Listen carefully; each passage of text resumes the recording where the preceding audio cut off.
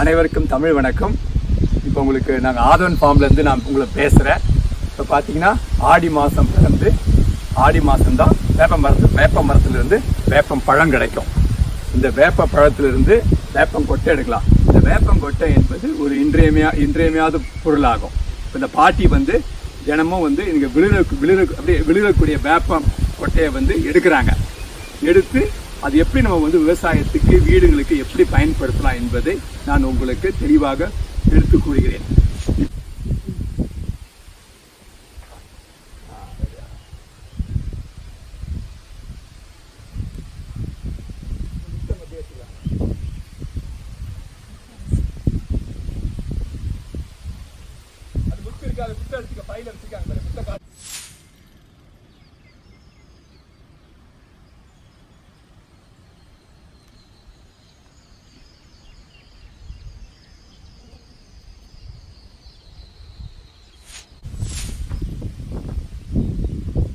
சார்ந்த நண்பர்களே, இப்போ பார்த்து நம்ம இந்த வேப்பம் பழம் கீழே விழுந்ததை எடுக்கிறோம். அதை எடுத்து நன்றாக நம்ம என்ன செய்யணும், நல்லா காய போடணும். நல்லா நல்லா காய போட்ட உடனே பார்த்தீங்கன்னா உங்களுக்கு இது மாதிரி நல்லா சுருங்கி அதை நல்லா சுருங்கி நல்லா காய்ச்சல காய விட்டு வச்சிடணும். இதை மருத்துவ குணம் உண்டு. வேப்பம் முத்து மருத்துவ குணம் அதிகமாக உண்டு.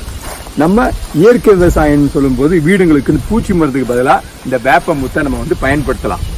இது பார்த்தீங்கன்னா நம்ம சாதாரணமாக வீட்டில் என்ன செய்யலாம், நம்ம இருக்கிற இந்த ஆடி மாதம் நிறைய வேப்ப முத்து அப்பப்போ கீழே விழும்.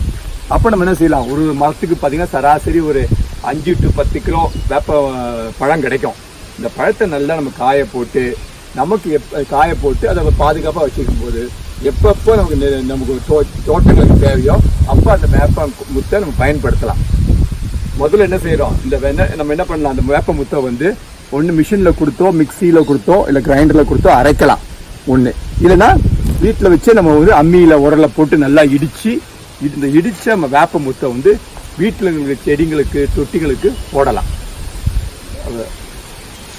இந்த தட்டில் பார்த்தீங்கன்னா இந்த வேப்பம் கொட்டையும் இருக்கும், இந்த வேப்பம் பழமும் இருக்கும். ரெண்டுமே நம்ம பயன்படுத்தலாம். இப்போ நம்ம என்ன செய்யலாம், இப்போ நமக்கு என்ன தேவை, நம்ம வீட்டில் எத்தனை தொட்டி இருக்கோ கூட போட்டாலும் இது தீமை கிடையாது, நம்ம நன்மையே கொடுக்கும். இப்போ நம்ம என்ன செய்யலாம், நமக்கு எவ்வளோ வீட்டில் தொட்டி இருக்கோ எவ்வளோ இடம் இருக்கோ அதுக்கேற்றவாறு அந்த வேப்பம் கொட்டையை எடுத்துக்கலாம். கொட்டையை நல்லா நல்லா பவுடர் ஆக்கி இல்லை ஓரளவுக்கு இடிச்சா கூட நம்ம போதும். இடிச்சுட்டு அது என்ன செய்யலாம், வேப்பம் நம்ம செடி காய்கறியோ பூந்தொட்டியோ போடும்போது அதில் சுற்றி இந்த வேப்பம் கொட்டையை போடலாம். போடும்போது இந்த மண்ணில் இருக்கிற இந்த கசப்பு தன்மையால் அந்த தொட்டிகள் மண்ணில் இருக்கக்கூடிய வேர்ப்புழுவோ பூச்சோ வராது. கசப்பு தன்மை இருக்கும்போது இந்த பயிர்களுக்கு இந்த பூச்சி நோயும் தாக்காது. அதே நேரம் பார்த்தீங்கன்னா நீங்கள் என்ன ஒன்னொன்று செய்யலாம். ஏதாவது மருந்து அடிக்கணும்னு நினைக்கிறீங்களா, என்ன பண்ணலாம், அந்த இடிச்ச இதை அதை இடிச்சதை என்ன செய்யலாம், தண்ணியில் ஊற போட்டு அந்த தண்ணியை தெளித்து எடுத்துட்டு அதை செடி மேலே தெளிக்கலாம். மிச்சம் உள்ள நம்ம என்ன செய்யலாம், அந்த மிச்சம் உள்ள இதை எடுத்துக்கொண்டு மண்ணில் போடலாம். ஸோ இது மாதிரி இந்த வேப்பங்கொட்டையில் பலவிதமான நன்மைகள் இருக்குது. இதை நம்ம தொடர்ந்து பயன்படுத்துறதால சுற்றுப்புற சூழலுக்கு நமக்கு நல்லது. ஒரு நஞ்சில்லா உணவையும் நம்ம ஒரு மாதம் ஒரு சின்ன ஒரு 3 மாதம் பயிராக இருந்தால் மாதத்துக்கு ஒரு தடவை அதை தொட்டியை சுற்றி போடலாம். போடும்போது இந்த பூச்சி நோய் தாக்குதெல்லாம் வராது.